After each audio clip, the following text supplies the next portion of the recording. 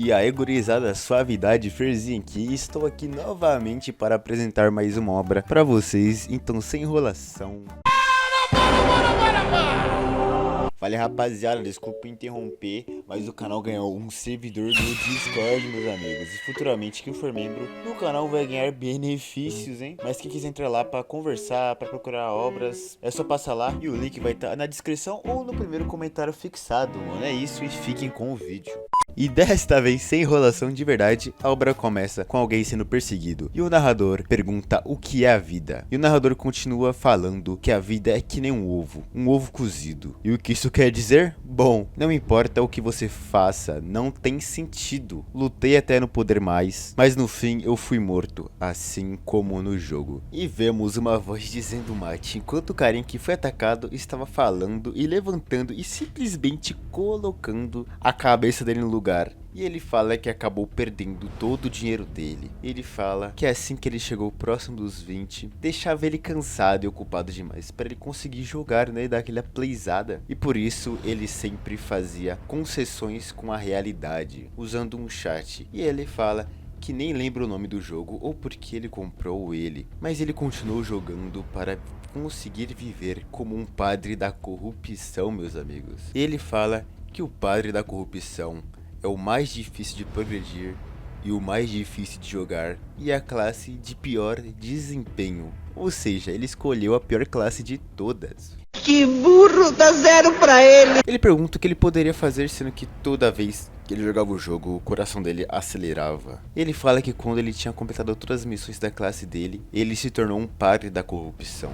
E ele entrou no jogo, literalmente. E voltamos ao presente. E ele pensa que aquela mão que continua gritando feito cantor de heavy metal é a deusa que ele serve, a mãe da corrupção. E ele fala que tudo começou há 5 anos atrás, quando ele começou a seguir a mãe da corrupção, quando ele tinha acordado no jogo. As únicas coisas que ele tinha eram o orbe da corrupção e a mão da mãe da corrupção, que estavam estiradas no peito dele. E por causa da grande presença que ele sentia conectada à mão, ele foi capaz de aceitar facilmente que ele tinha entrado no jogo. Ele fala que, de acordo com a descrição do jogo, o padre da corrupção era humano geneticamente modificado por drogas, e como resultado daquilo ele tinha capacidades físicas aprimoradas, como os sentidos aguçados e um corpo que só poderia ser morto por uma divindade. Ou seja, o Proto é quase imortal, mano. Ele continua falando que talvez tenha algo de errado com a cabeça dele. Ele fala que ele nunca foi capaz de suportar sangue, e ver cenas macabras como aquela não afetam ele mais. E o único problema era que o corpo dele não conseguia sentir o cheiro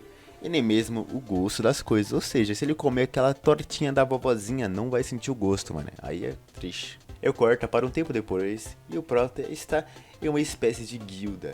Ele pergunta para a moça dali se tem algum trabalho que ele possa pegar, e ela fala que eles podem ter algum trabalho para alguém que serve ao deusa da preservação, como ele. E o Prota fala que dentro daquele lugar ele decidiu fingir ser um membro da Ordem da Preservação. Ele fala que se fosse outra ordem diferente, no momento que ele fingisse ser membro da ordem, a deusa dele iria se enfurecer e marcar ele, uma marca que só membros daquela ordem podem ver, um selo de punição.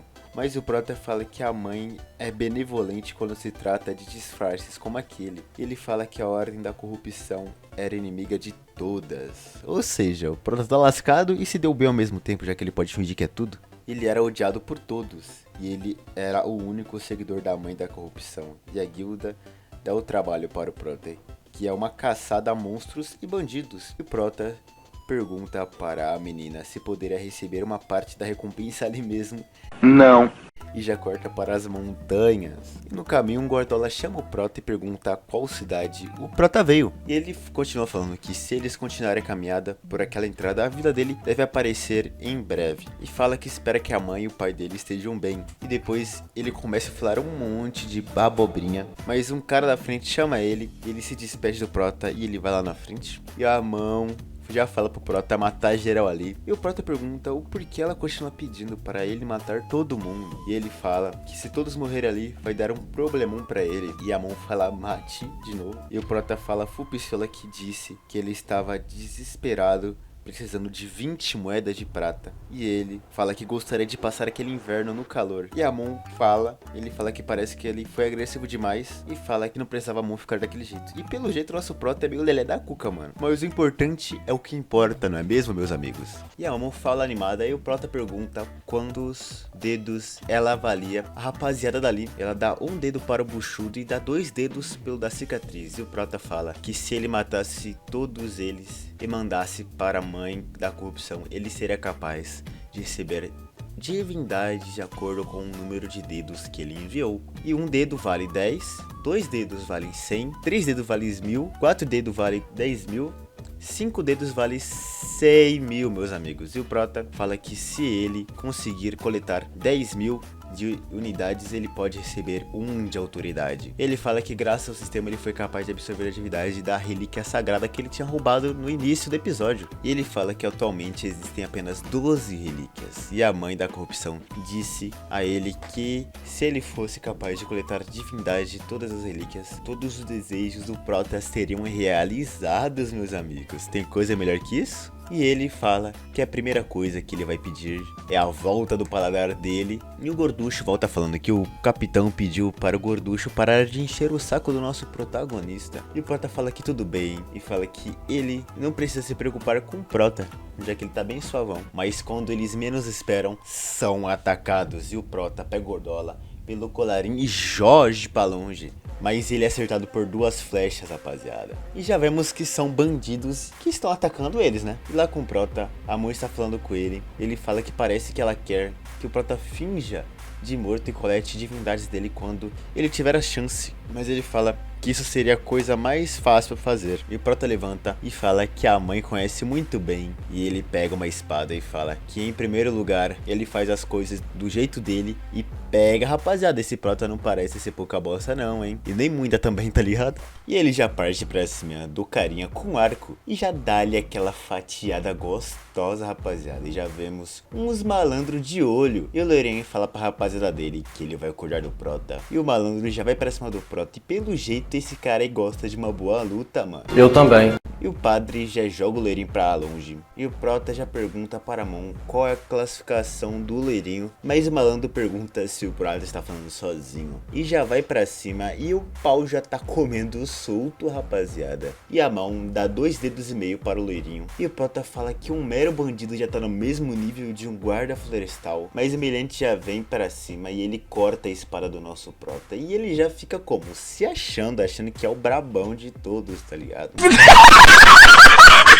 Muito feio! E o Prota já fala que aquela espadinha é uma bosta. E o Loirinho fala que não parece que o Prota tem algo de interessante. E fala que vai deixar ele em paz. E ele continua falando que eles estavam planejando que aquele seria o último trabalho deles e eles iriam embora dali. E ele pergunta para o padre o porquê eles não acabam o assunto ali mesmo enquanto os dois estão sorrindo. E o Prota fala que vai fazer outra proposta. E o Prota fala pro cara parar de ser o bandido e sair daquele lugar imediatamente.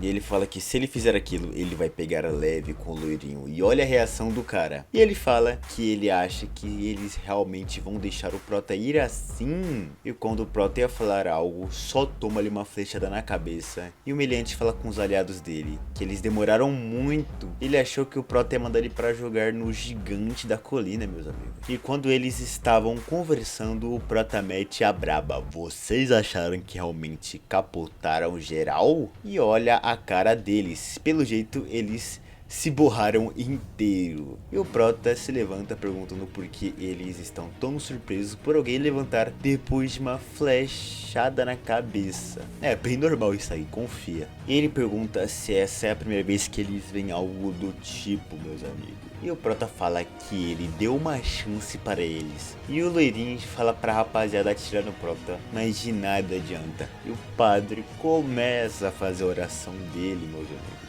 E os figuras já se espantam com a ferocidade do nosso protagonista. E quando eles tentam fugir, uma barreira, não deixa eles fugirem.